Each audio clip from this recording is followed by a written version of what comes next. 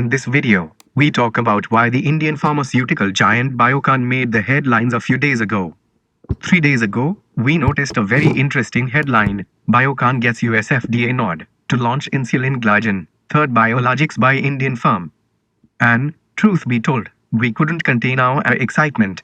Not because we own Biocon shares. We don't actually, but we've been following this story for almost 2 years now. However, before we get to the headline and tell you why we are so excited, a small detour. Ever since modern medicine started to emerge post the Industrial Revolution, simple molecules have been used to treat most diseases. While these formulations are highly effective against some illnesses, they aren't particularly effective against more complex diseases like cancer. Our immune system has evolved over millions of years to specifically defend against outside intruders. But cancer isn't like most diseases. It's not caused by an invasion of a foreign pathogen. Instead, it's a byproduct of rogue cells that destroyed our bodies from within. To this end, using simple molecules to defend against a barrage of mutating versions of our own cells is an exercise in futility. What we probably need is a biologic times or a complex protein isolated from natural sources that can mimic our immune cells. Maybe that would help us in fighting cancer. And so, biologics are all the rage these days. But there's a problem. Success in this market is deeply intertwined with the research and development process that characterizes the pharmaceutical industry.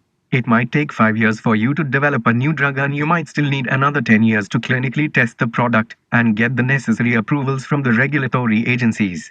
This is a capital-intensive process, and the only way to remunerate the pharma company's contribution is to protect their investment through patent laws. This way the companies can be incentivized to invest more in research, and we can ensure a steady supply of new drugs that could cure the greatest maladies of modern time. However, once the patent expires, other companies can market their own version of the drug, copycats, if they can figure out how to synthesize it. Consider aspirin. It's a simple molecule drug and it's quite easy to replicate the manufacturing process. But biologics are harvested from living cells and are often produced using complicated manufacturing processes. Most modern biologics are assembled inside vats or bioreactors that house genetically engineered microbes or cell cultures, and can often take a whole decade of research to perfect. So replicating the process isn't exactly a cakewalk. Meaning, if you want to market your own version of a biologic, once all the patents expire, you need some expertise, and India's Biocon is at the forefront of this revolution. For the past few years, they've been building a biosimilar pipeline, copycats of famous biologics, and they've been using it to fight cancer, diabetes, and arthritis.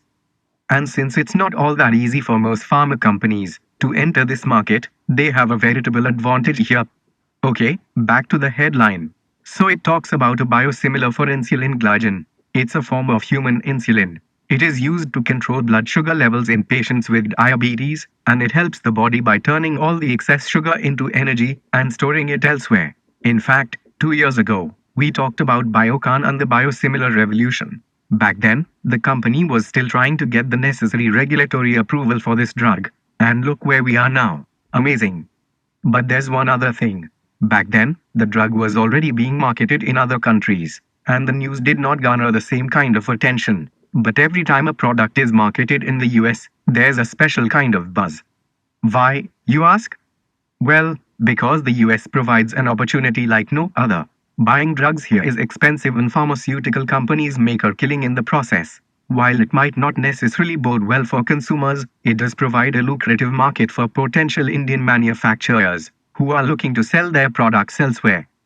And this brings us to the headline one last time: the US FDA approval for insulin glargine.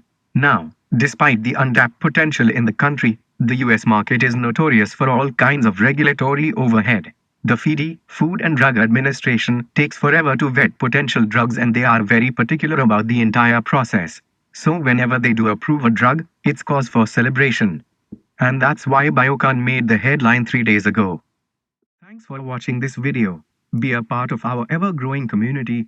Please like, share, comment this video. Press the bell icon to get instant updates from our channel.